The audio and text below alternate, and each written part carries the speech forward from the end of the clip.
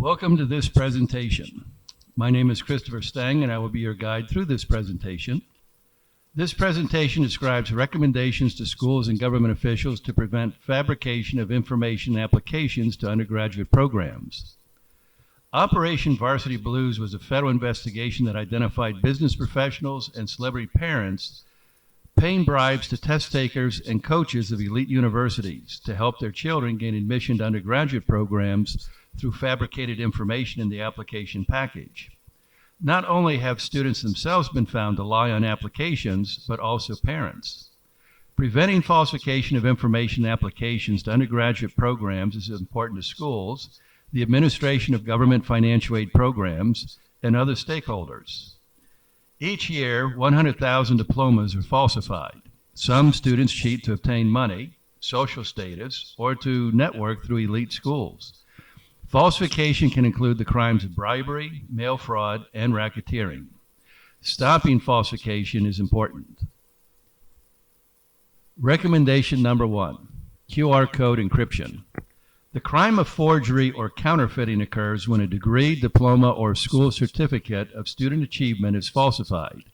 In the United States, an estimated 100,000 school diplomas are falsified each year. Sometimes the fabricated documents are used by a student to transfer from one school to another, or in applying to an undergraduate or graduate program, or used in obtaining employment. Shake recommends using a quick response encryption code on the documents so the information in the document can be verified by using a QR scanner to verify the encrypted information in the barcode itself. Blockchain encryption technology has features that would also protect school credentials from falsification, but the cost is too high for use. Recommendation number 2, vetting applicant information. Falsification of information undergraduate program applications for admission can involve crimes of bribery, forgery, mail fraud, and racketeering. Hart-Jurink et al. Found attempting to detect falsification of numerical information using statistical tests created too many false positives and false negatives.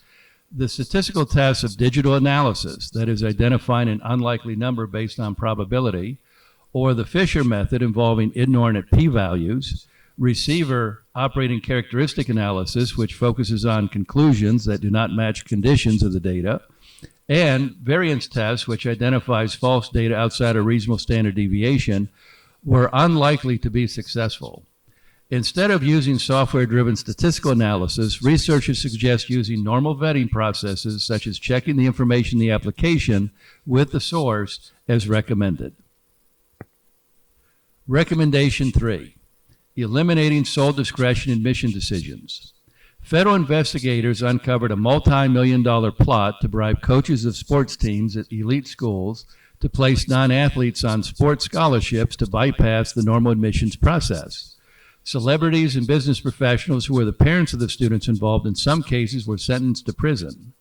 Hexstrom in 2019 found that in many cases, the coach involved had sole discretion over the selection and admissions process for an applicant. Schools are advised to ensure no single employee has sole discretion to admit or deny admitting a student to an undergraduate program. Recommendation number 4, focusing on prevention, not punishment. Miles et al. In 2022 identified numerous reasons students falsify information. They include pressure to cheat, ease of cheating, given the use of technology, a culture of cheating, and financial or social gain are just a few of the reasons students cheat. The Miles Research Group recommends changing the culture of cheating by focusing on preventing cheating rather than focus on punishments for cheating, such as schools being more open in their communications with other schools and stakeholders about cheating that is taking place, and making clear transparently all of the policies that involve falsification standards.